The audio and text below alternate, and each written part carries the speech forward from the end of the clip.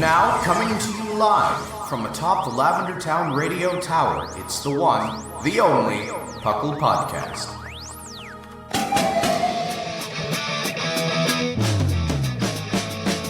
It's PUCL! PUCL!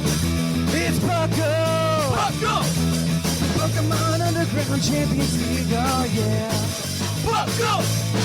PUCL. And welcome to the 466th episode of the PUCL Podcast. I am your host, Trainer Thatch, here today on this beautiful morning with my fellow co-hosts. We have the lovely, as always, Lord Jushiro. Some say good morning. Some say. I hope everybody does. And then Ohio gozaimasu. There we go. And then we also have the wonderful Clod9, the newcomer. Hello! The wonderful as That's always. the energy we need here. This is the good energy. Yeah. This is the good energy, the good mojo. Good mojo Jojo. The good mojo Jojo here. And welcome to the PUCL Podcast. This is the podcast where we talk about everything Pokemon, from the video game to the trading card game to everything in between. Today, I guess, is kind of in between. I don't know. It's weird. People are still like trading Pokemon cards like they're stocks right now on Facebook. Oh my it's god. It's disgusting. Like they're treating it Let's like talk investments. about that in the news, in the topic, because that I have a whole bunch to say about that. We can talk about, you know what, Claude, if you sign up in like 3 weeks, we could totally do a topic on that. They're trading Great. like their currency after an apocalyptic event, kind of like in Fallout. They use like the bottle caps. Dude, it's crazy. Oh yeah, they're spiking right now. On Facebook, I'm still part of the Verbank City group, and it's literally just guys like, hey, I went to Walmart and I bought this many. And then there's people at Target like waiting for like the shipments to be put on the shelves. Wow. Like because ever since Logan Paul did his video, like the world is just like, oh wow, there's money in Pokemon cards. And so now everybody's going and buying them, and it's creating artificial demand. Oh great. And so everything's more expensive right now in Pokemon. Thanks, Logan Paul. Yeah, no, I mean, and then everything that Logan Paul like did his videos on ended up being fake cards, which is kind of funny. Okay. But it's just been nuts. The whole thing's just been nuts. Wow. Mm-hmm. So like they're posting, like people are just like, I have this old card. Should I get it graded? And it's just like, oh my gosh, calm down. God, I've stopped looking at how much these cards cost. Oh, The last time I it's gone checked. ridiculous. It's gone ridiculous. Oh God. Pokemon used to be like a reasonable like trading card game to play. Yeah. And I don't know that that's the case anymore. Oh my God. It used to be Yu-Gi-Oh! It was the most expensive, then Magic, and then Pokemon was supposed to be the economic version, the economic option. To actually play, it's less expensive. Yes, but like I agree all with of that. like the vintage and rare cards from Pokemon are just receiving so much hype right now. Yes. Oh God. Yeah. Like a lot of content creators, including like A-Drive, are really like riding that wave. Well, it's smart. I mean, it is. They It know is there's smart. a big market for it right now, where people love to see them open these like incredibly rare $1,000 cards. I think he makes money on it before he even posts the video too, because he has like people claim the packs before he cracks them, and like they pay something like $1,000 or something sometimes for these packs. Well, sometimes like I understand some of it where it's like, oh, this box costs like $30,000-$40,000, and if you want to buy a pack from it, we'll send you everything in it. And he obviously charges a little bit of a premium because he's the one going out and doing this. Yep. Yeah, no, it's crazy. We should do this. Wow. We should do this. It's terrible. It's the worst thing. We should definitely do we this. should definitely get in on this. We should definitely think about it. Yeah, no, that's the big thing that I've been noticing in Pokemon more than anything. I mean, I did Fall League this week too. I did do my first rounds of battles in Fall League. Yeah. I got haxed a lot one battle. I couldn't believe it. It was the easy team, so like I expected to lose anyway. But I got poisoned by Sludge Bomb twice in a row. I think they muddied water. They muddy watered and got both of my Pokemon both got accuracy drops, both of them at the same time from one muddy water, and then I missed every single time after that. Mm-hmm. Wow. That was really funny to watch. It was absolutely awful. It was all of the hacks. No, that's happened to me on the flip side. I've been challenging some of them, and I've gotten hacked every single time. Yeah. Like, good. Gotten down to 8 left, lived on 8 HP. Oh, nope, the skull's gonna burn you and you're gonna die. Oh, muddy water accuracy? Okay, my facade's gonna just miss the next turn and I'm gonna lose because of it. Yeah. Like, well, you know, when I don't get hacks, I win. And when I do get hacks, I lose. Yep. That's what happens, yeah. Mm-hmm. It's Pokemon. This is Pokemon. This is the game that we all love, in quotes. Whoa, there's no quotes around that. That's true. That's absolutely true. Pokemon battles themselves are just like very they're very RNG based. And I think that's part of it, because unlike some, like, this is really bad to say, but like, unlike some sports, you don't have to be good to win all the time. No. You could be lucky. Yeah. I think that's one of the best things about playing competitive Pokemon is that you don't always have to be good. Even the underdog has a chance. Yeah. Like, it's always there. Like, even unfavorable type matchups can have a chance if the hacks fall in their favor. And I think that's something that's really wonderful about the game, and something that everybody should remember and really appreciate and treasure. Yeah, it just makes it exciting. Otherwise, it'd just be incredibly predictable. Yeah, no, I'm not looking for like chess here, right? Because like chess has gotten to the point. Yeah. Chess is disgusting because Chess has gotten. Okay, have you seen like top like grandmasters play? I have. Like there was that one tournament that they were going, like two grandmasters were playing against each other for like the world championship or whatever. They were in like 56 games and they had so many draws. Well, yes. Yeah. Like that is the hard part about chess, is that it's so easy to draw, especially at the high level. Yeah, exactly, and that's what I don't like. Yeah, because there's no hacks. If that queen would have been frozen out of that first ice beam, exactly. Trust me, it would have been much more exciting. If that sleep powder would have hit that queen, let me tell you, the game would have been over. That is what chess is missing. You're right. It just needs status. Exactly. It needs status conditions and accuracy checks. Oh my god! When you try to take the pawn with the queen, you have to roll a 20-sided die, and then if you get a 1, if you get a 1 or a 2, it's over. You lose. If you get a 1 or a 2, the queen doesn't take the pawn, and it has to go back. You have to make a different move. No, your move's just over. That's how this works. It goes to one space beforehand. Like it meets. They go face to face. There we go. Perfect. Yes. There you go. We've just made chess way better. Okay, I'm just we've just made chess way better. Somebody needs to do this nowadays. This needs to be a thing now. I like with the advent of like role playing games, the accuracy checks in chess. I feel like that's a great way to spice it up. No. Yeah, I love it. I love it. I love it. I love it. Best idea of 2020. Yeah, Thatch just fixed chess. Just let everybody know we fixed chess. It's over. We made it a much more every single like piece take. Yeah, no. Well, different accuracy. No, different accuracy for different pieces.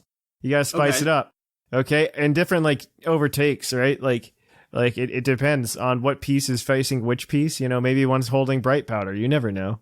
Oh my gosh! You gotta use that water stone to evolve those pawns into queens. That's Gen 2 of chess though, is when we start introducing held items. Okay. Please no. The pieces all hold different items depending on that way you can customize your chess set. Next thing you're gonna say, the queen's gonna mega evolve.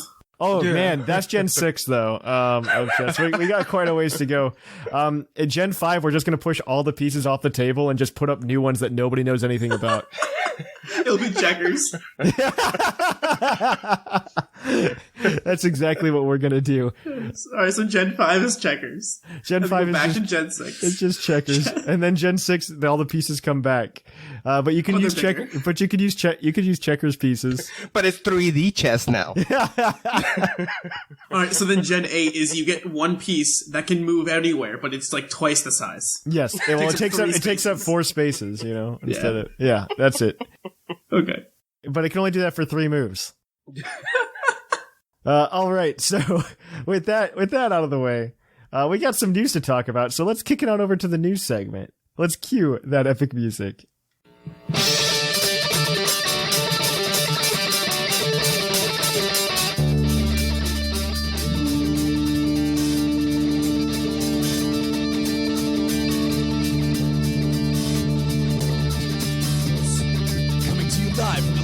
Town Radio Tower. This just in. And welcome to the news. In the news, we've got a lot of things to talk about today. Some are exciting. Most of them are Pokemon Go. And actually, Pokemon Go segment's pretty short today.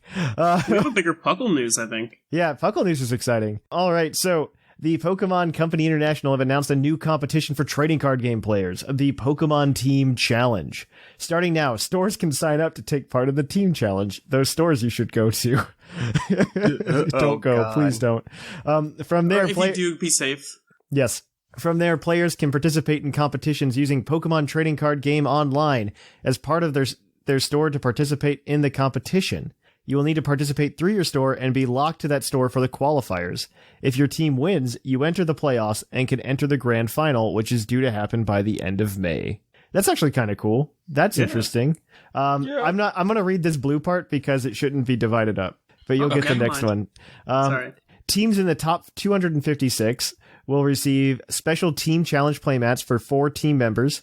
Top 32 will receive top 32 playmats. Battles run for the standard format of 2021 and run at the following dates. The qualifiers are December 5th to December 19th. Qualifiers round 2 are January 6th to February 28th.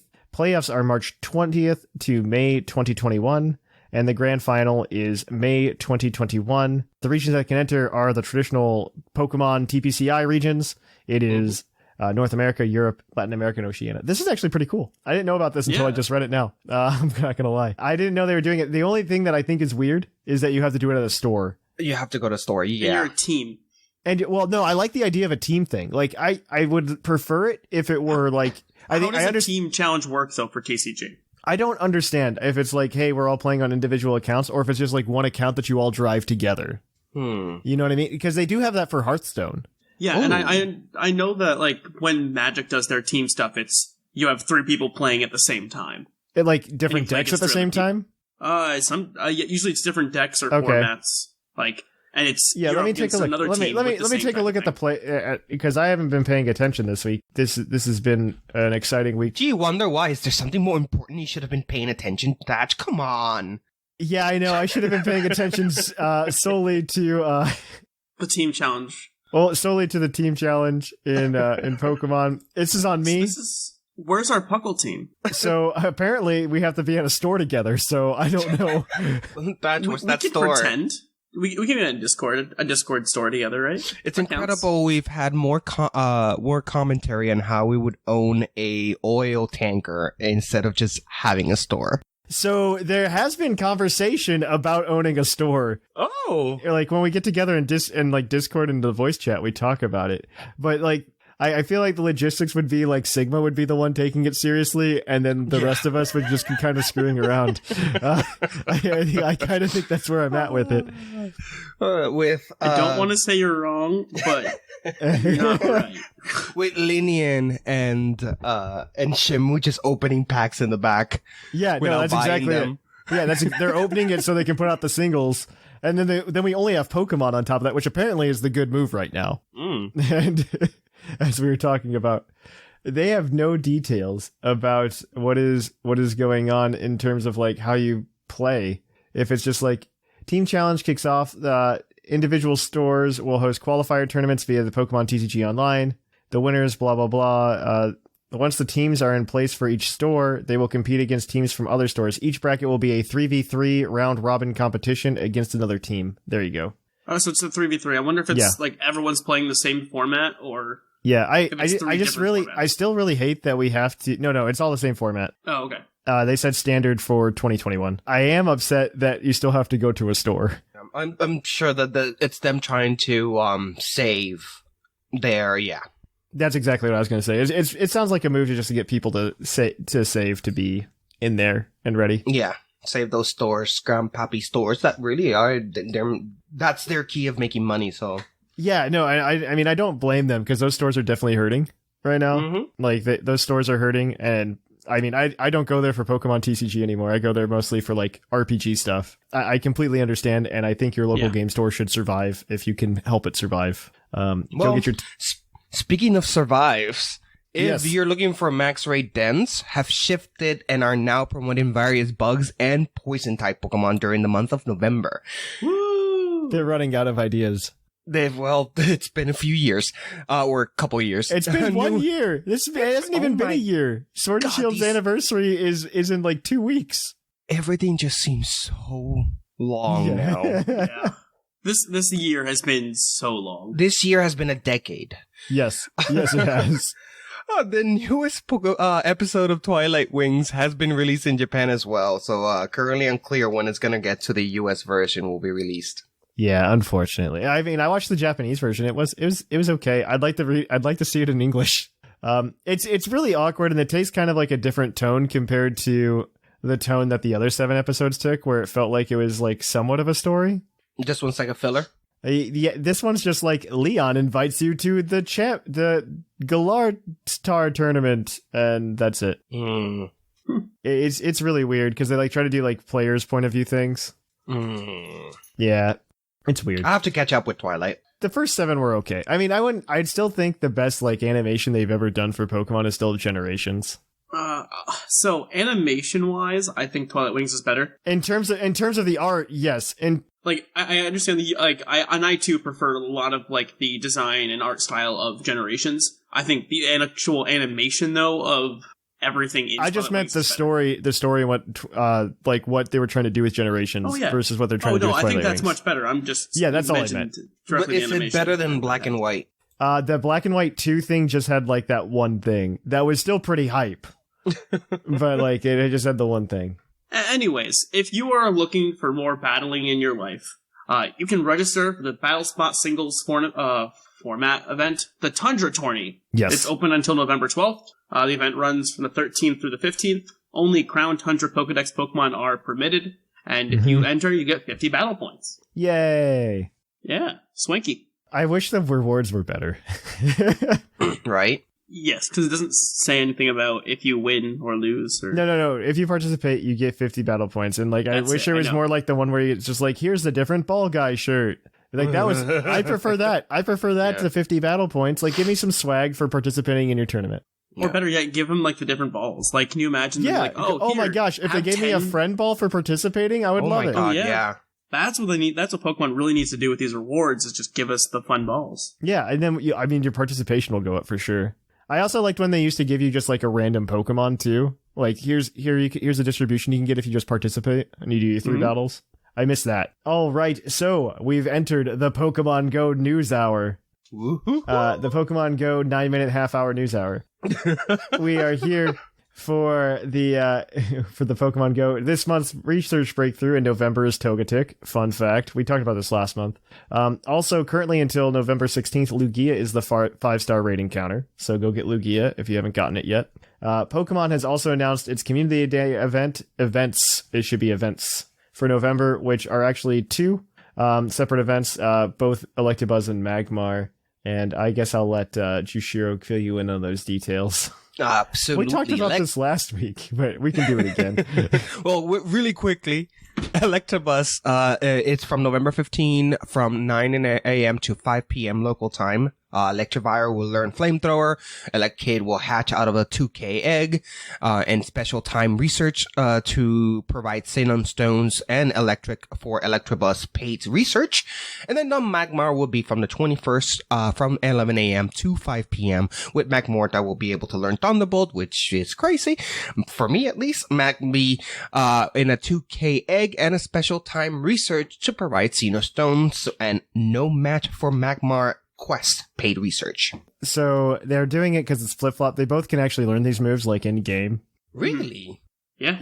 Electabuzz and Magmar lines are like really intertwined. I kind of knew Electabuzz would learn Electabuzz because I've had used Electabuzz to do a game once, but I've never actually used Magmar, so the Thunderbolt was caught me by surprise. No, yeah, Magmortar sets typically run it. Magmortar uses Thunderbolt quite a bit. The real issue, like competitively, is that like Electivire goes from being a special attacker as an Electabuzz to a physical attacker as an Electivire. Oh.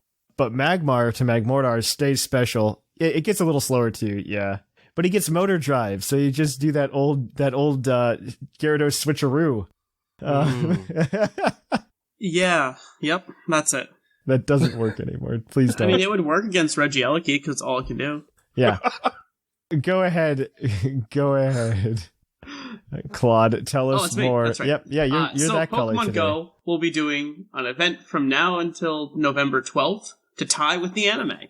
World Cat Pikachu returns, and it can be shiny. Lugia is in 5-star raids from November 5th to November 16th that knows Aeroblast. Ivysaur, Pinsir, Golurk, Snorlax, and others will appear in raids. Bulbasaur, Execute, Cubone, Scyther, Dratini, Cyndaquil, and more will be more likely to be seen in the wild. And then Pichu, Mantike, Riolu, and Cubone will be out of 7-kilometer eggs. Also, there's also a timed research inspired by the anime, and Go may appear in snapshots, with a Go-themed avatar available. He is, and it's the weirdest event that's ever existed. Go using wheeled events? What are you talking about? I it's not know. Like we have 1,000 Pikachus with different hats. Man, I'm going to be completely honest. I feel like Pokemon Go is scrambling real hard. I think it outlived its life, and COVID did not help. Yes. All right. So our next piece of news is Go League Season 5 information is released. And who would have been surprised to find out this is what's happening?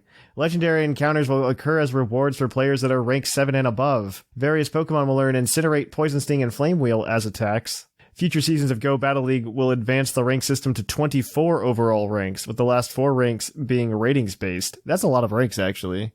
Mm-hmm. It's only 10 now. I don't like that. They will be named Elite, Veteran, Master, and Battle Legend, respectively. The goal is to establish Pokemon Go as an esport event, and How is that going to happen? Good luck. I don't. To be completely honest, if they add it to like the roster alongside like Pokemon video game and stuff like that at regionals and stuff like that, if those ever happen again, if they add it, I'm sure you'll get a huge turnout because that's way easier to do. That's way easier to do. The problem is you still have to find all these, like, you have to find the right Pokemon with the right IVs. So the difference is, I think you're saying that a lot of those people are gonna think about that. I think you're gonna have a lot of participation from people who do not focus on those types of things, because I think the people that focus on that type of thing is in the minority in the Pokemon Go community overall. Then you're not gonna win. Yeah, no, they're not going to win. Absolutely not. But I think the participation will be higher than VGC. I agree. Well, I don't know. VGC could be fun. VGC is a fun format right now. I think it's the healthiest it's been in a very long time. What they need to do is make a Battle Spot singles in line with VGC. Yeah, I don't think Battle Spot singles is a good format for that, mostly just because of the 3v3 nature. I don't think that's nearly as like attractive as if they had like a 6v6 format. Yes. But I mean, there's definitely a lot of logistical challenges with a 6v6 format. One being that you can't do best of threes. So you can have hacks and stuff like that happen. Stall. And you can have stall. And then you also have like weird timer issues right now.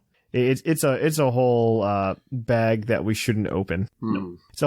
It's just something that we shouldn't open. But I think if Pokemon came out with an official 6v6 rule set for their tournaments, I think their participation numbers would go up. I do think VGC is a more fun format than probably whatever they would make a 6v6 format out of. Yeah.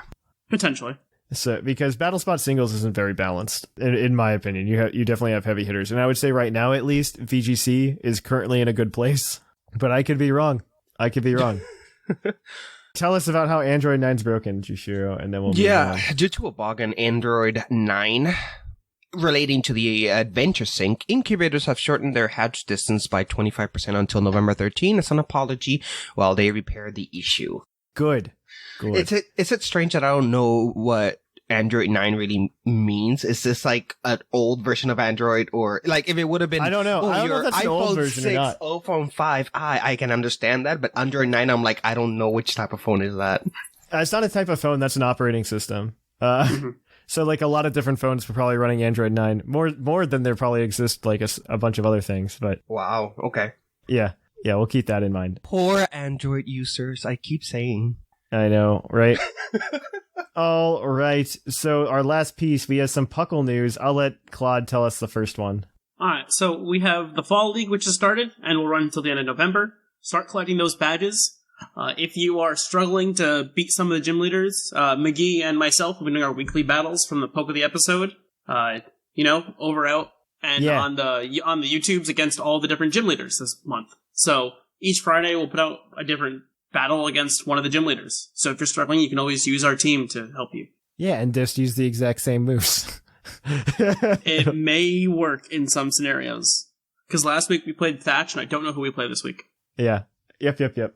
All right. So one last thing. We did a fun stream with all of the co-hosts. Well, most of the co-hosts, I should say. Competing on a random ladder that I haven't told them about yet because we haven't done the stream yet. No. Check it out on YouTube. Oh, it's going to be fun. It's going to be fun. Be a blast. Check it out on YouTube or find the VOD on our Twitch and expect if you missed it, don't worry. We want to, I think it's just really fun for us all to do as like a team building activity. And two, I think it's going to be just a good time overall. So, definitely check it out. And I'm hoping to do another one next month if this goes really well. I'm hoping to do another next one. But you guys can also participate in these by throwing money at us on the screen. You can force a team to use a certain Pokemon for a few battles, or you can send little care packages to Jushiro. I mean, your other option is if you watch the streams and you are there live, you can always join the ladder and try and beat us. That's true too. Oh my gosh, I didn't even think about that. Claude, don't give them ideas. All right, on that note, we're going to go ahead and kick it on over to Puckle's Poke Quiz, where we're going to quiz your co-host on their insane Pokemon knowledge.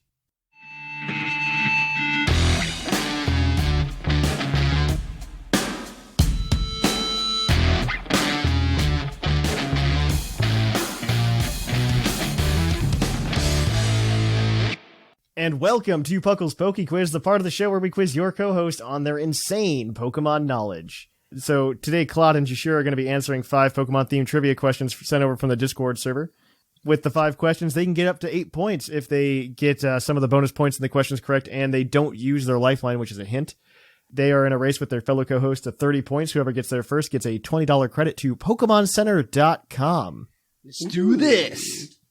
It's exciting, I know. They use Amazon shipping now. Fun fact. That gets me half a keychain. Gets you more than that. You can get a nice plush. For $20, you can get like a plush and a keychain. Nice. Oh, and a keychain? There we go. Now I'm sold. If the ladder finishes before Christmas, they'll also send you a free ornament. Ooh. Yeah. All right, we need to just get 8 points here, then, Jushiro. Yeah, let's do this. Yeah, if you guys are ready, we'll get going. This segment, as always, is brought to you by AnimeGravy.com, your one-stop shop for all cool, nerdy things. They gave you a new thing to say, and I forgot it. But you can use code POKEQUIZ over at AnimeGravy.com to get a discount on your purchase over there. Let's jump right on into it. Our first question is going to be from Coil Builder on the Discord server.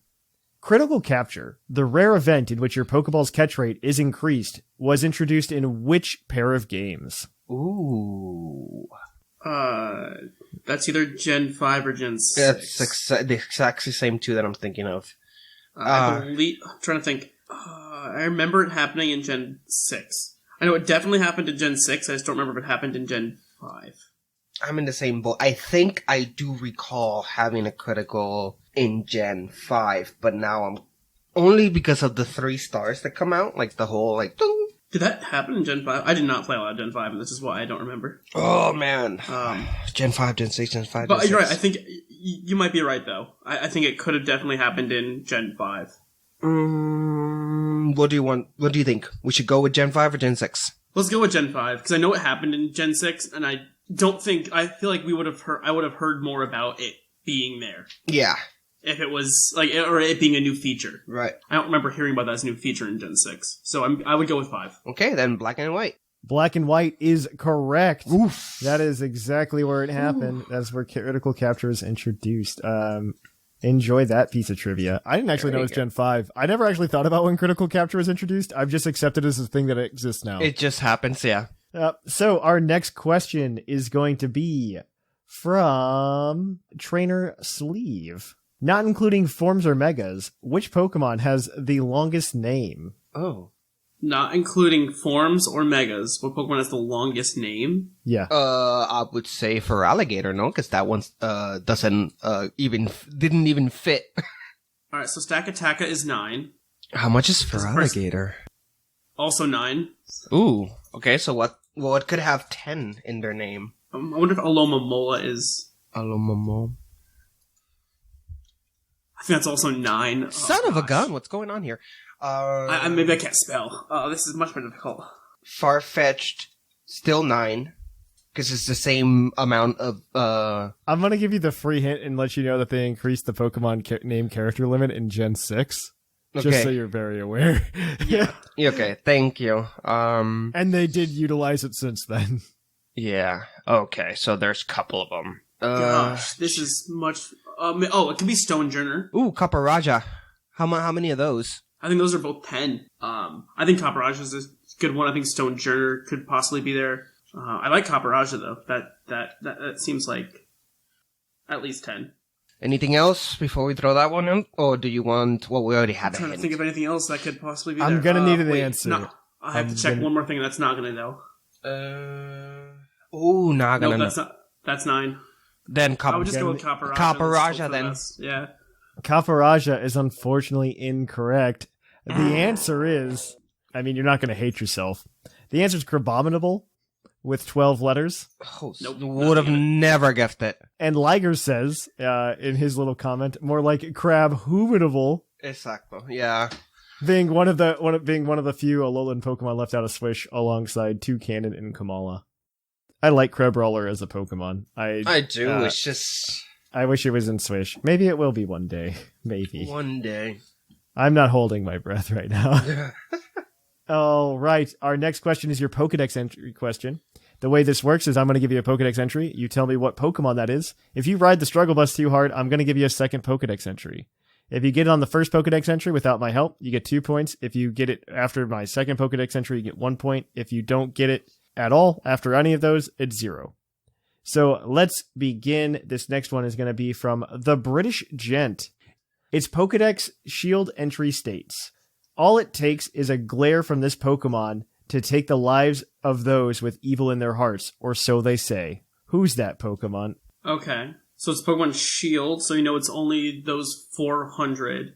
No, it's not. It's Pokemon Shield encompasses all of them now. Like all of them that are in there, so like all 700. Oh, it could be anything. Mm-hmm. Oh. Well, it can't be Crabominable. I mean, anything that's in there. Yeah. I also think like some of the legendaries didn't get dex entries and stuff like that too. That does sound like a... It sounds like someone that can use Glare. Yeah, evil in their hearts. So it could be Druddigon, sounds like an option. Dunsparce. It has to be a Justice type Pokemon. If it's like, the evil in their hearts and he can remove it or do something with a glare, it sounds to me it's something like a fighting Pokemon. I'm trying to remember what's the name of the Kung Fu from Armored Island. You mean Kung Fu, but maybe it's like Galarian Articuno.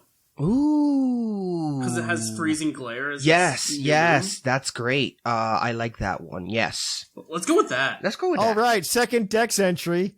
Its Pokedex sword entry reads, as it waits for the right moment to unleash its Gigantamax power, this Pokemon maintains a perfect one-legged stance. It won't even twitch. One-legged stance. It won't even twitch. Gigantamax. Isn't that the evolution for Kung Urshifu, but I don't... Doesn't he's like one leg? Yeah, I guess it could be Urshifu then. I can't think about anything else that could be on one leg other than it's not a Hoot-Hoot. And I doubt that a glare of a Hoot-Hoot can kill you. It definitely could be Urshifu. I'm gonna need an answer. Do you want to go with Urshifu? I would just go with Urshifu because I can't think of anything else. Yeah, me too. There you go. Urshifu is correct. These are specifically... you were right, Jushiro, with the fighting type. These are specifically the entries for the Gigantamax Urshifu Rapid Strike form. Oh. Yes, I might not be good with names, but I'm good at lore. And when things make sense, like, sounds like a fighting type because they're the ones that are like the justice of, the justice type. Mm-hmm. See, and that's where I thought, like, Galarian Articuno could have fit in because it's new, it's Crown Tundra, it gets freezing glare. All right, so this next one is from Stin. This is your multiple choice question answer. Since you guys got a question incorrect, you have a possible 3 points with this question. Okay. Because you guys are 2 for 3 right now. Okay. You could very easily be 5 for 4 after this one. Stin wants to know, what mythical Pokemon are able to be caught in mainline Pokemon games? This excludes all side games, obviously, and these are Pokemon that you might still need an event to unlock them. Okay. That's what I was going to ask. you can catch them in the game. You aren't like getting them from the man at the Pokemon Center and just being like, go in the box now. Okay. All right. So, Victini? you ready for this? Yep. I would say Victini is definitely one. Victini is correct. So there are 1, 2, 3, 4, 5, 6, 7 answers. So I will give you a point for 3. Okay. Then you get your first 2, and if you get all 7, you get 3 points. All right. So are you counting Mew because you can glitch it and catch it? So Mew is correct, but not for the reasons you're saying. Okay, great. Celebi.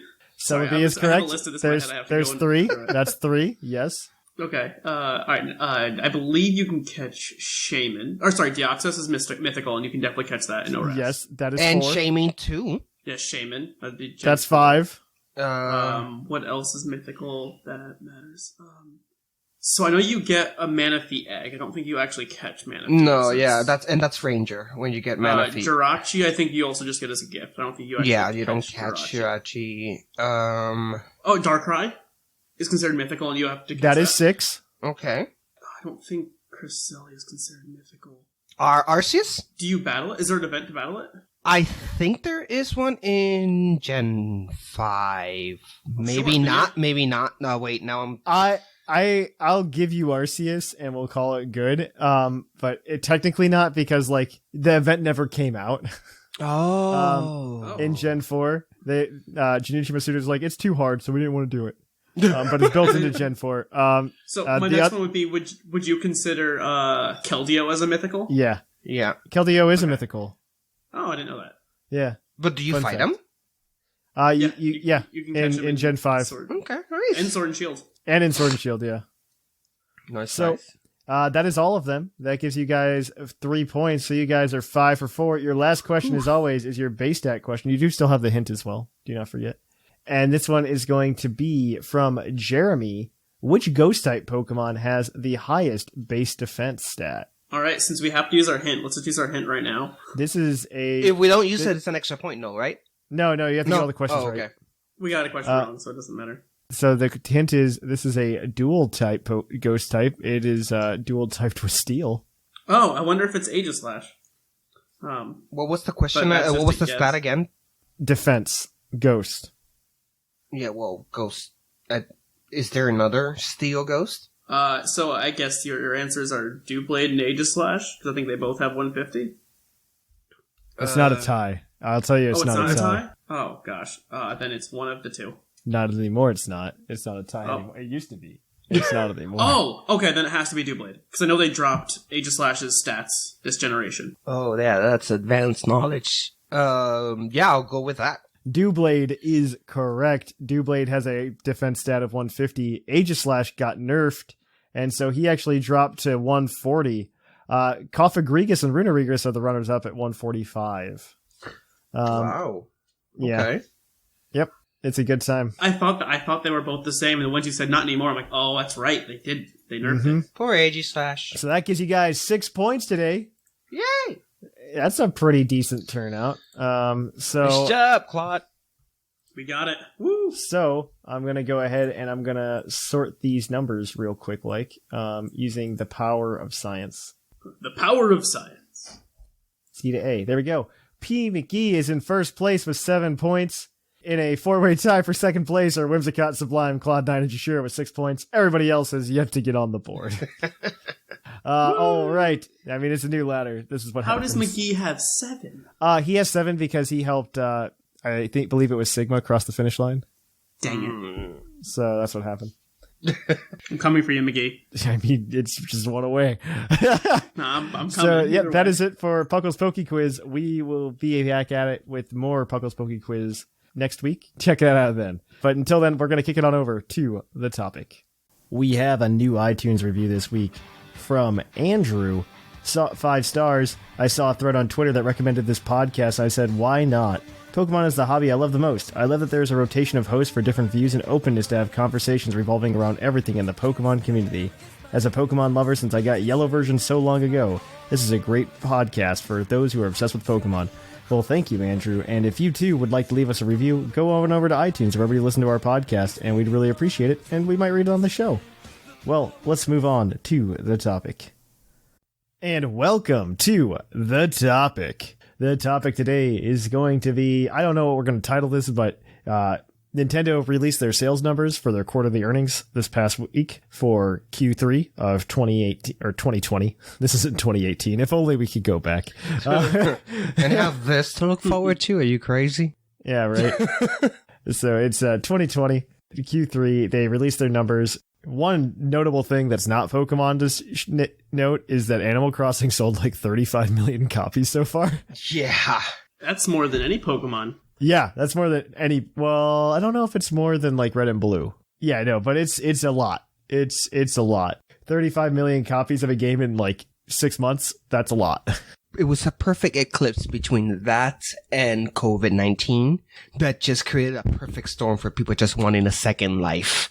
I'm also very curious to know, even without COVID, if Animal Crossing would have done that well. I think it would have, personally. Really? Interesting. I think the Animal Crossing crowd, I don't know if it would have done 35 million copies, but I could see it being 20 million. I think it still would have done very, very well. That's what I mean. I think because of COVID and people being stuck there and like, and it became a meme. It became a meme right at the beginning. So like, and that's something big we're seeing with gaming culture. I think, especially recently, is like a game becoming the zeitgeist, and that like pushes it forward, like Among Us right now and stuff like that, which I think is really interesting to see. Yeah, I was talking with my hairdresser yesterday about Among Us, which was nuts. I loved it. It's really cool. It's really interesting. Well, when the outside is pretty dangerous, you do want to keep inside and play something virtual so you don't get killed. Yeah, no, I definitely agree. But I think Animal Crossing still would have done well just because the Animal Crossing fan base is ginormous right now. They've been waiting for a game for 7 years. And TikTok is a thing, and everything that gets in TikTok just completely goes wild in Gen Z. Those kids these days. They're great. I love them. Go Gen Z, go Zoomers, you do you. You do you. More importantly, because we're a Pokemon podcast and not an Animal Crossing podcast, Pokemon numbers came out too. So we got to hear about Sword and Shield sales numbers. They are still trickling in over the year. So currently, Pokemon Sword and Shield are at 19.02 million sales, which is, that's pretty nutsos. Yeah. That's a lot. I think part of it, I want to say, because the way that when Sigma and I talk about the sales numbers for Pokemon Sword and Shield is that every game on the Switch kind of gets like a Switch bump. Yeah. Because it's either a console game that's now becoming a handheld game, or it's a handheld game now becoming a console game. And so there's kind of like that novelty Switch bump that happens, I think. And so a lot of series are seeing this, like Zelda's seeing it. Zelda's never been a series that's ever sold anything like 17 million copies until Breath of the Wild. Yeah. Breath of the Wild was another thing. That's just... Oof. Yeah. That's its own monster, because that was such a game. That was a great game. It was just that good of a game. Mm-hmm. Like, it did everything you wanted from, like, the first game on the Switch. Like, that was the perfect way to introduce a new console, was have such a game. Such a heavy hitter right there. And I think that's really interesting. But some of the sales numbers, so Pokemon Sword and Shield, I think, are still the third best-selling main series game of all time. Well, let's rattle off the numbers. So it's still behind Gold and Silver and Red and Blue, which is, those are the only things that are beating it. Gold and Silver and Red and Blue. I think Gold and Silver at like 22 million. Are those Gold and Silver and Red and Blue numbers include digital sales after the fact? No, so they don't. Those don't include those. Those don't include like the digital sales. And honestly, I feel like it would kind of be that wouldn't be an apples to oranges type thing either. Yeah, that's what I thought. That's what I mean. Like, because those are like old games, right? So it's understandable that those games are typically, they don't typically sale. And we still have this holiday year, like in a year selling 19 million copies. Right. When what Gold and Silver is what you said 22? I think it's 22. Yeah, I think it's 22. That's close. Mm-hmm. Nick, you didn't write it down for me, so I don't know, but I'm pretty sure it's 22.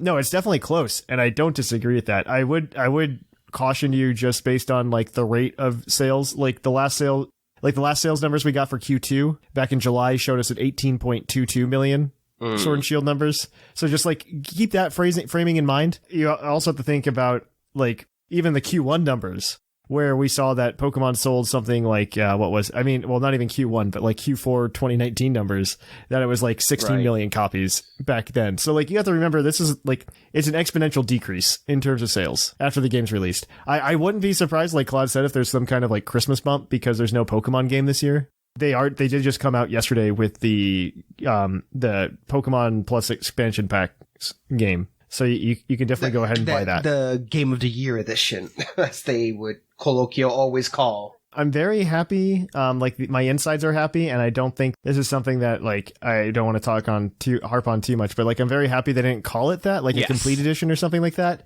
because it at least leaves the door open for something else. Yeah. Mm-hmm. I totally understand them putting this out the way it is. I mean, it's still $90. I mean, we still have the west and the north of Galar to fill out. Right. Right. So there's some decent spaces there that could be filled.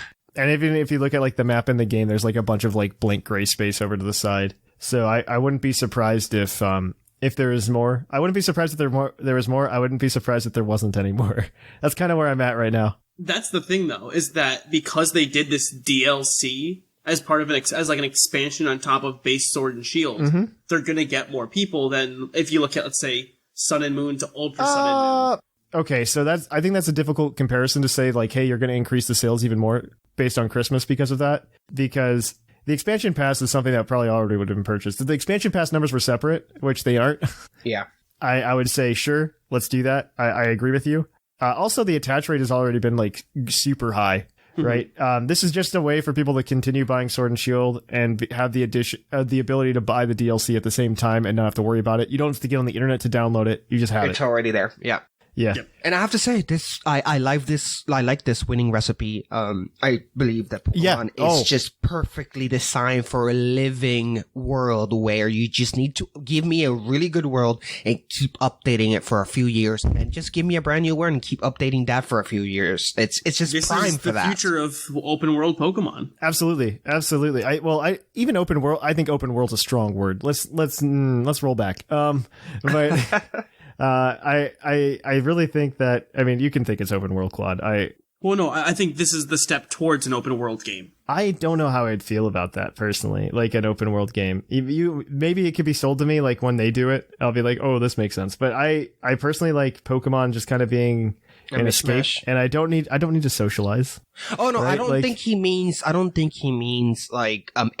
I think he just I'm means thinking MMO. Why am I thinking MMO? No, oh my gosh. No, he's talking Breath of the Wild. You're absolutely right. I'm wrong. I am wrong. If we go back to Breath of the Wild, imagine you can do any order of any gym, any route. No, I think that everything scales. I think that should absolutely. I think Crown Tundra was a better demonstration. Exactly. Yeah, I was just gonna say that. I think based on the DLCs, we can see that that's the direction they really want to go. It's just that they didn't have either the time, the know-how, the experience in the game engine before that, and then as they show their DLC, they're showing that they're getting better at that. Oh no, you can go at any direction instead of just following a specific route.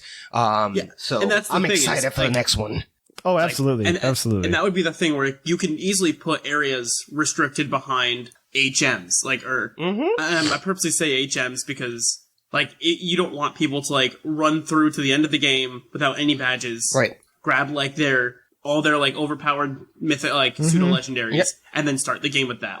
You can put things behind other barriers that require you to do other things before. Absolutely. And then, you keep the level cap. So it's everything is kind of, capped at this level until you do Or vice versa. You can have the game also escalate with you, and then you choose which gyms you want to go and get. Well, that's exactly what happened with the wild area, right?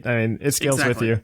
And I think that's definitely a good sign. The sales numbers are, I'm still waiting to see, if they finish out the decks and, I think everything's going to be fine. I think Gen 9's going to sell spectacularly. Mm-hmm. If they don't finish the decks, I can still see there being, fix the timer, and I think you fix a lot more issues, personally. Yeah. But if they fix a couple of those issues before the game's out, because my worry has been, if people are truly unhappy with Sword and Shield, it's not going to be reflected in the Sword and Shield sales numbers. That doesn't make any sense. People are going to buy the game. I think that's the thing. People are just look how good Sword and Shield is. All those people were wrong. And it's let's calm down. It's not going to affect the Sword and Shield numbers. It's going to affect the next game's numbers. Oh. Because if they're just I'm not happy with Sword and Shield, I'm done. I think there's I think there's a lot less people that think that way. If they're already fans of Pokemon, it seems to me, and why the disconnect in numbers is that the people who are usually complaining, they still buy them. Oh no, that's what I think. I think our argument's genuinely the same. Yeah, I think there's a lot less people that go like, "Oh, I bought this," and I'm like, I'm not gonna buy the next one. If they're not already, if Sword and Shield was their first Pokemon game, then yes, I can understand that. But I don't think that's the case for anyone else.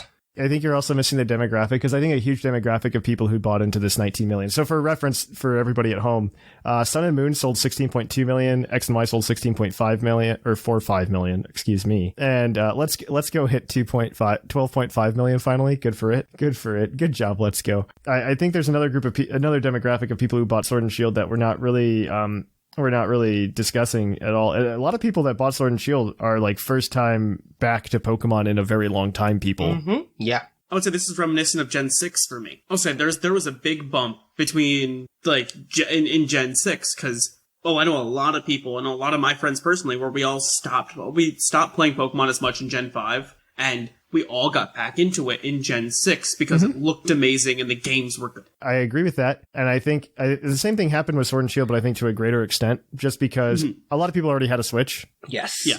A lot of people already had a Switch. Or gave people a reason to buy a Switch. A lot of people who wouldn't have bought a 3DS that played video games probably own a Switch and not a 3DS. Yeah.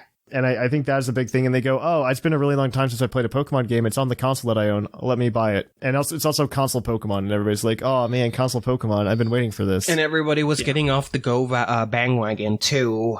So there was a lot of revived hype over Pokemon. Absolutely. Like, these numbers are definitely, they're impressive. I still think they can make Pokemon Sword and Shield even better. Just, like, more DLC. Like, do it for, like, just support it for, like, 3 years and then come out with the next game. That's all I want, honestly, from Pokemon now. Like, come out with one game and support it for 2 years afterwards with DLC, and then give me the next one.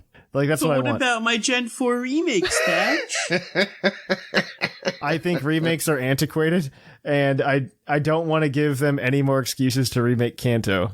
Oh, no, God. But I want my remake of Sinnoh. I'm at the point, like, after we got, like, the Gen 2 remakes, I was just like, any other remakes on top of this is icing on the cake. Yeah. Yes.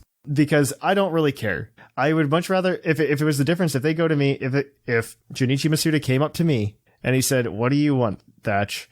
Because he would never do this. But he's listening. What are you talking about? He probably does listen, and that's why everything happens the opposite of the way I say it. I think he has a vendetta against me.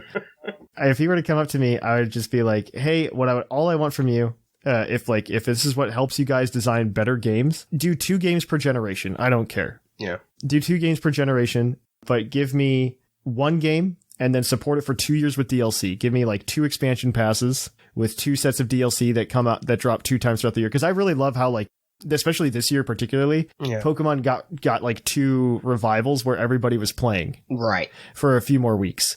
And I really, really like that because like what really happened in Sun and Moon was there was like a huge drop off. I would say that kind of happened in X and Y, but not as much. Yeah. Well, X and Y had I think it was a quick shift into ORAS, and then there was a long drought. Yes. That sounds right, at least. So X and Y came out in 2013. Then we had a little over a year before ORAS came out. Then ORAS came out, and then there was 2 years before we got Sun and Moon, which is unfortunate. It looked like there were plans for an X and Y too. Just as a heads up, it's like they just like leaked some stuff about that. By the way, the C version, the legendary C versions. Yeah. So apparently that was like a plan to do that. They probably ditched it because of the 20th anniversary. If you ask me, I think I don't want any more remakes. I would rather have them do the virtual console on the Switch and bring me the old games back with absolutely usable with Pokemon Bank, so you can transfer Pokemon from the originals. And if you need to revisit, because my feeling about no more remakes does conflict with my feeling that I want to revisit all regions. If you are going to do old regions, just do a new story, new gym leaders. Tell me the story of Sinan 10 years after the events of, we just want sequels. Exactly. We just want sequels. Give sequels. me a sequel in that region and where I can explore and see all the changes. Oh, look, the son of this gym leader, daughter of this gym leader, whatever they want to make it. Because apparently gym leaders are royalty because they have to do a line. But that's what I really want. I don't want any more remakes. I don't want to play the same thing with just better graphics. I don't disagree with you at all. Like, so we have the 25th anniversary coming up next year. And honestly, if they really want to blow me away, one, I don't need a new game. Please, for the love of God, don't give me a new game if you're going to give me expansion pass content again, because I'd much rather have that. Because I think it would be really cool to just like hop on the Galar Star Tournament again, or whatever they're calling it now. The Galarian Star Tournament, and you add to it and you throw in some like classic characters, right? Throw in red, throw in blue. Yep, throw in blue. Cynthia, all the other champions. Jesse James from Go. Oh no. Oh my god, no. Oh no. At that point, just throw in like Archie and Maxie. the Magma leaders. Maxie, yeah. Like, I would be super happy with like a bunch of that kind of stuff coming in like a DLC update again. Like, and they finish the decks. Like 2021 could be like a crazy year where they're just like, we're gonna finish the decks and make Pokemon Sword and Shield the best Pokemon games ever. And I'd be like, high fives, yeah, we did it. And I like, the only thing that sits in the back of my head occasionally is like, well, they already gave us all the legendaries, right? Or like a majority of the legendaries, minus the Gen 4 legendaries, which tells me there's probably a Gen 4 remake on the horizon. Which I'm okay with, because I want. No, I'm not mad about it. Like, it's just sitting there in the back of my head. They've also left out like four sets of starters. I would love that. I mean, I honestly think Sword and Shield's done really well. Like, it's definitely exceeded my expectations in terms of its lifespan. Like, I really expected it to kind of fizzle out within like a couple of months after release, but it's done very well, just like staying relevant in my mind at least. So, like, and that's the thing. Like, I keep hearing people hating on the Sword and Shield games, and I don't understand that in my mind, because I thought Sword and Shield was a great game. Like, I enjoyed going through it. I wasn't the biggest fan of Dynamax, but still, I thought it had a great concept. I thought it had a good, fun little story, and that I left room for improvement with the DLCs. And those have added to it. So the argument for me is, like, if they had to leave room for an improvement, I don't think they should leave room for improvement. Like, make it a good base game and then add DLC that we still want on top of it, right? Because I love the DLC they added in. Oh, the DLC's fantastic. I have nothing but good things to say about the DLC. You can go listen to all of the episodes I've done. But yeah. Isle of Armor, I think, is a really good example of just like a generic DLC you could do. Yeah. I think Crown Tundra is a much better like story-based DLC you can do. And honestly, so like, I think I talked about this briefly on the show, but like if they do Gen 4 remakes in 2021, let's say they do that, they can still fulfill my dream of DLC. Yeah, the whole Arceus story and whatnot. they could do mythical stories, just like because Gen 4 was like the last game where we had the question about it in the trivia, actually, where like you could go get Pokemon or the mythicals and you can go catch them yourselves. Now what you do is you just give me your Pokemon, or you give me like the tickets to go do those mythical adventures and expand upon them a little bit. And I go get Darkrai, I go get Shaman, I go get Arceus, you know? Yeah. It's a good time. Mm-hmm. What if the Gen 4 remake is actually a DLC for Sword and Shield? I would also be okay with that. I don't know that it should be a remake. I think it should be a sequel, but like you get into a weird area. Like, I would love to see this is like the dream would be a Sinnoh. I don't want to say remake, but like a Sinnoh 2 in the era of not Dynamax, Mega Evolution. Oh yeah, absolutely. So think of it like an X and Y sequel, but in Gen 4. Yeah, I think that's also the thing that you can do to like really sell the next thing, right? Like we got all the legends in Sword and Shield now, but I think the only thing that you can really do to top that is bring back Mega Evolution. Yeah. Because I think that's the one thing people want back more than like anything else. Yeah, absolutely. I think Mega Evolution is such a beloved mechanic, and just the designs themselves are so beloved. I have to tell you, as a person that didn't really enjoy Mega Evolutions the first time around, and now without them, I actually do miss them, and I would prefer them to come back. So now this would be the other fun thing they can do, is they've done all these regional variants from like Alola and you could add in like Sinnoh. You can flip it, into like a Sinnoh regional of like, I don't know, let's say like Corviknight or Yamper, and suddenly there's now a Sinnoh like regional variant of it. Like you can take all these new mons, and that gives a way to like feel certain things. Like you can't do it for everything, and I understand they didn't put in a lot of forms for that reason, but you could do a lot of stuff with it. Mm-hmm. Mm-hmm. And like they can give a whole expansion and be like, oh, after this event happened, people from this region started bringing over these mons, and they started to adapt and evolve. So I think I want to end it here before we go on too much of a tirade. I think it was a good discussion. So we're going to take a short break, and we're going to be right back at you with the Pokemon of the episode. We will catch you on the flip-flop.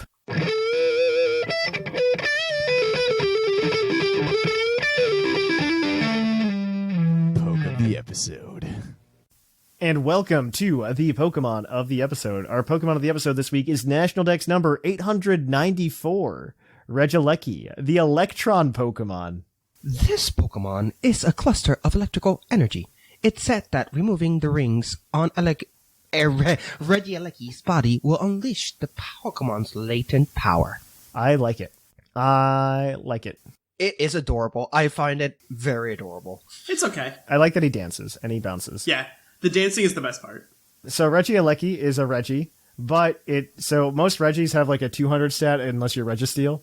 And then, and what they did was very cute this time, and they spun it in a very cute way for Regidrago and Regieleki.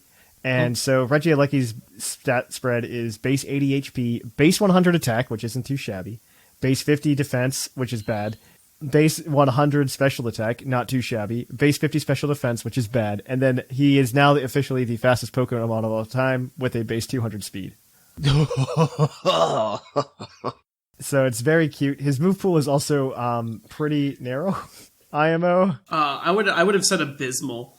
It is. I was trying to be nice. He does have access to ancient power though, and then every other electric move known to man, and explosion. and he gets. And he also gets access to acrobatics and bounce. Oh wow! And that is it. That is your Regieleki. But today we have a VGC team put together by the good guys over in that chat. No, it was Linian. This was Linian's idea that we all, like him and Sigma, started with, and we've all tinkered with a little bit.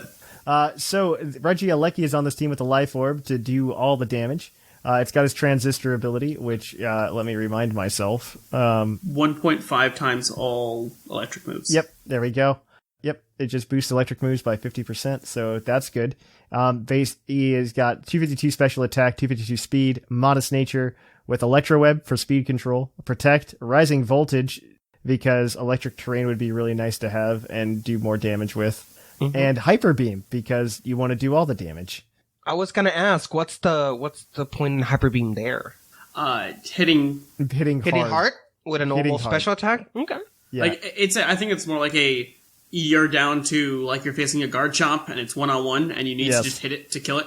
Yes. And you can't hit it otherwise or something. Yeah. Gotcha. Okay. That makes sense. That's my only guess, but... If it goes big too, you get a max strike with it as well. Yeah, which is nice. So, and then we also have the supporting Whimsicott holding ring target with Prankster. 252 HP, 252 speed. Jolly. It is Tailwind Switcheroo to give that ring target. Beat Up for the Cobalion that is also on this team. And Trick Room to set up Trick Room. Trick Room on a Whimsicott's kind of weird, but I'll take it. It's to counter Trick Room.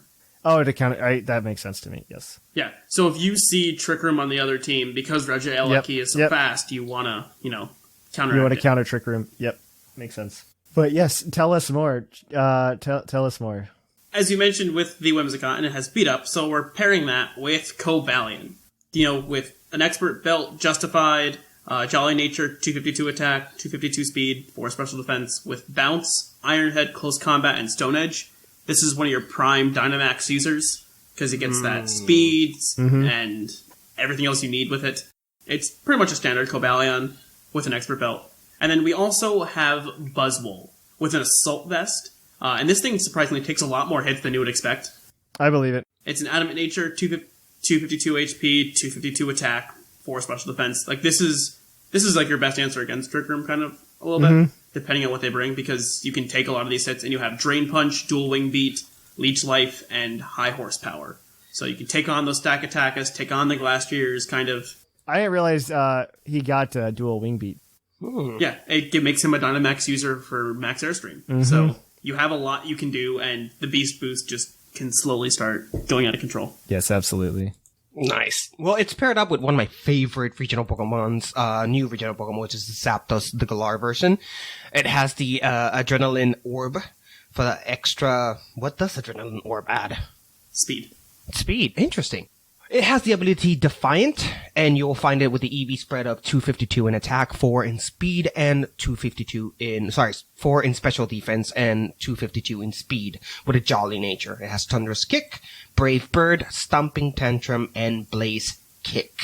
Yeah, with all of the Intimidates running around between Incineroar and Landorus, this kind of just lets you go, all right, you're going to Intimidate me? Well, I'm going to get +1 attack and +1 speed. Yep.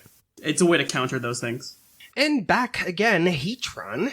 He keeps popping up with Air Balloon for that extra defense on the first hit, and includes the ability Flash Fire with the EV spread of 252 HP, 252 special attack, and 4 special defense. The modest nature with an IV of 0 attack.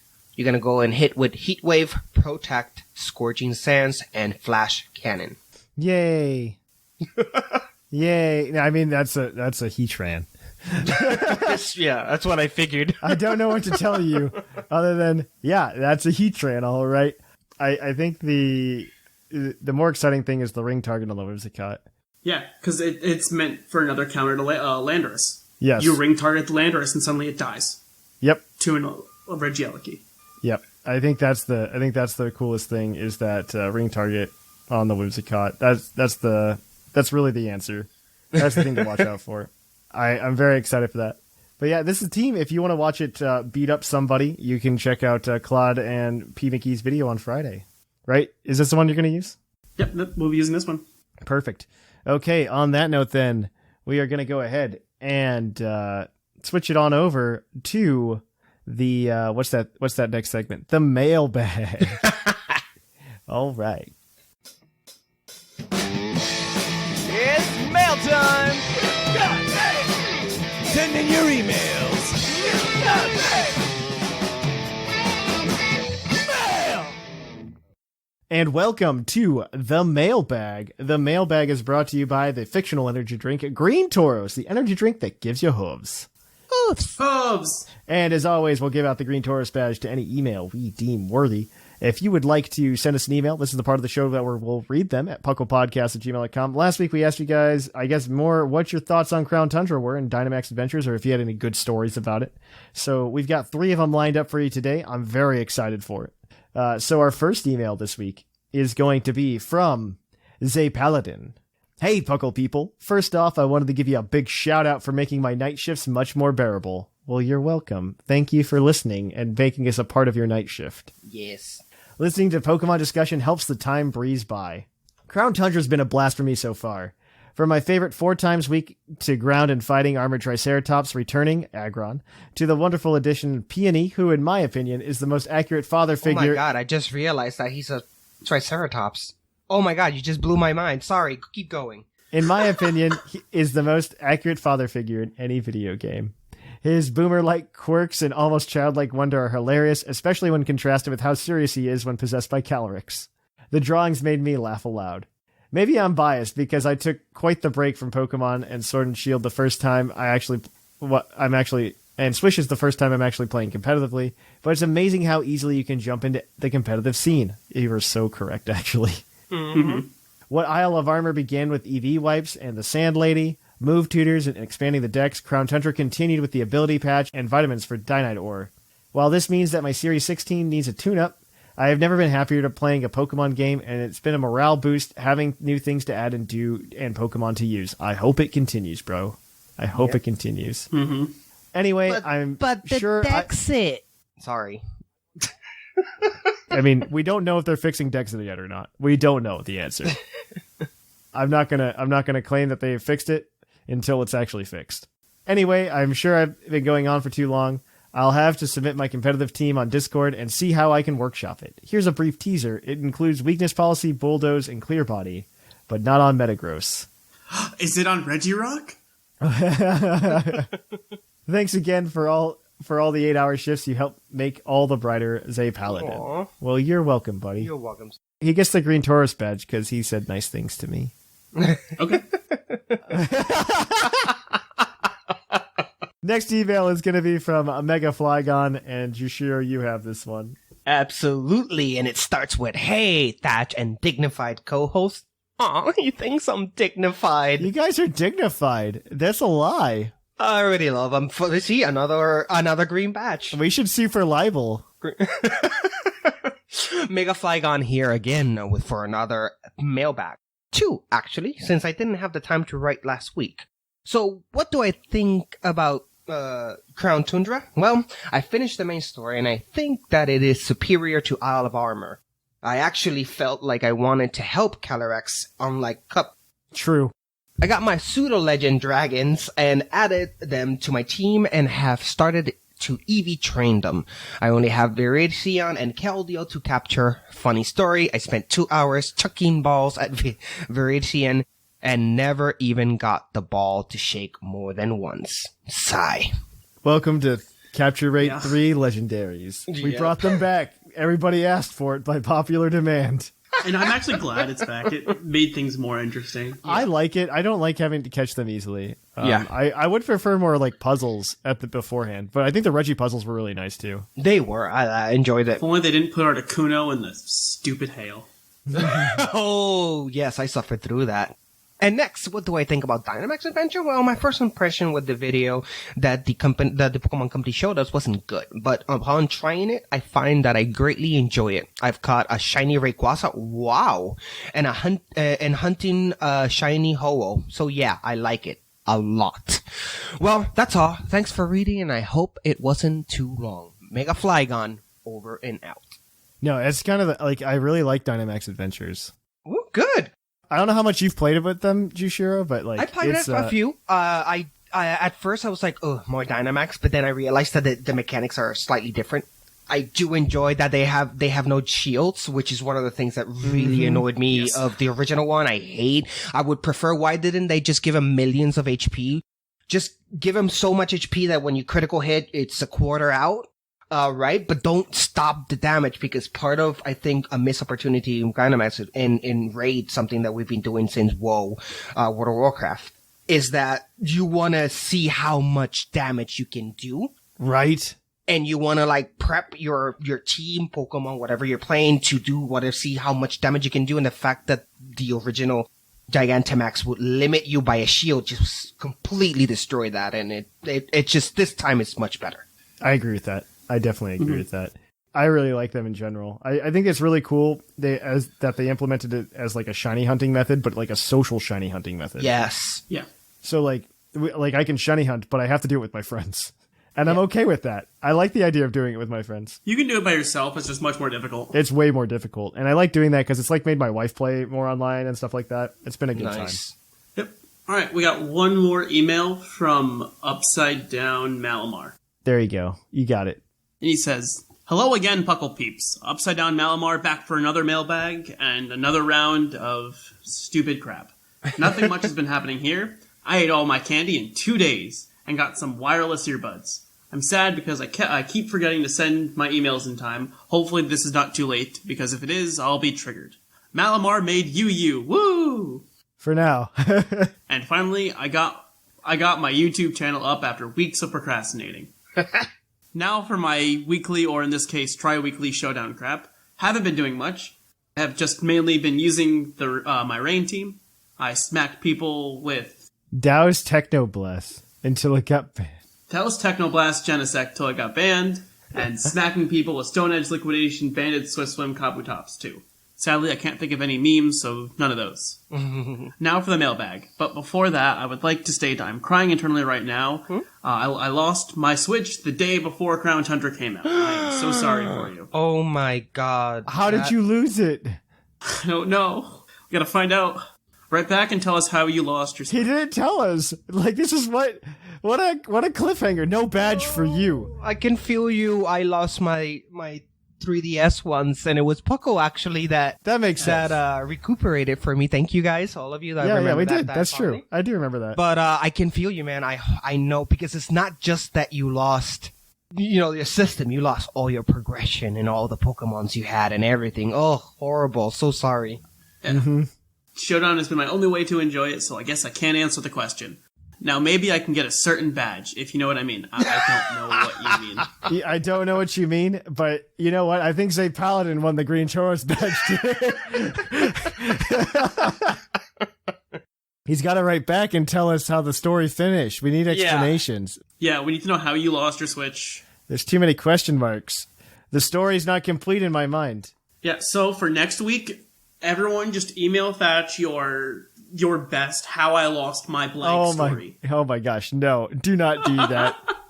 No, what I really want next week, like if people want to email us next week, I think they should go ahead and email us at puclpodcast@gmail.com and tell us what they hope to see from Pokemon in 2021. That's what I want to know. I'm very excited to see that. Also, send in your Lost Switch stories. Oh my god, we're so close to the end of the year. Yeah, it's very close to the end of the year. It's crazy, man. But I want to see what Pokemon 2021, what people want from Pokemon 2021, because we'll find out what we're getting probably in February. Yeah. Probably in February. For the anniversary. Yeah, the anniversary. Well, no, it's just Pokemon Day. Yeah. On the 27th, but we'll find out. But yeah, on that note, though, thank you for that. And say Paladin, if you're on the Discord server, send us a message. We'll get you that green Tauros badge. If you would like to keep up with Puckle throughout your week in your Puckly goodness, come over to the Discord server, like I just said. Link is in the show notes. You should also follow us over on social media, Twitter, mostly Twitter. We do a lot on Twitter, Facebook, Tumblr, and Instagram. You can also go ahead and follow us on Twitch at twitch.tv/thepucklepodcast. You can also go ahead and follow us on YouTube at youtube.com/pucklepodcast. The Twitch one's weird. I apologize. It's off-brand. Turns out that we made a Justin.tv account like way back in the day. Oh, wow. Oh. I don't remember doing it. I don't remember doing it, but we did. And we missed the deadline to get the name transferred over to a Twitch.tv account. So we're stuck at a different account. And then we could probably email Twitch and get that figured out, get that sorted out.